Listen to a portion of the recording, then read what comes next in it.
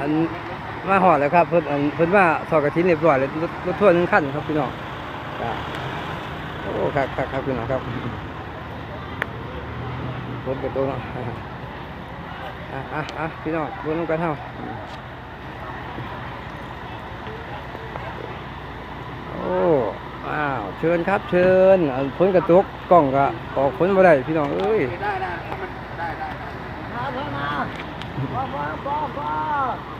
ครับไปมาหอดพี่น้องเลยครับพอดีย่างพี่กินเขาอยู่ครับหากินเขาพี่น้องเราครับพี่น้องที่เก่าถึงเคยพี่น้องวันนี้มีรถทัวร์1คันเพราะว่าเพิ่นว่ารถตู้ร้ายมื้อนี้สวัสดีครับว่าเพิ่นมารถทัวร์คันเดียวบ่มา3 คันเอามา3 คันอ๋อแต่ว่ามา3กูนี่คันเดียวเพิ่นรวมกันมา1พี่น้องที่เก่าถึงเคยเมืองเพชรเมือ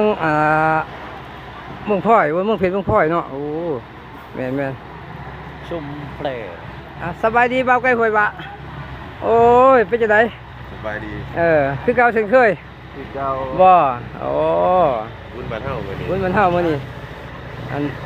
ว่าพี่น้องพุ่นก็พื้นที่ก็เอาอันจักหน่อยแน่อยู่ดอกมันก็คือว่าแหละมันต้นไม้หลายแน่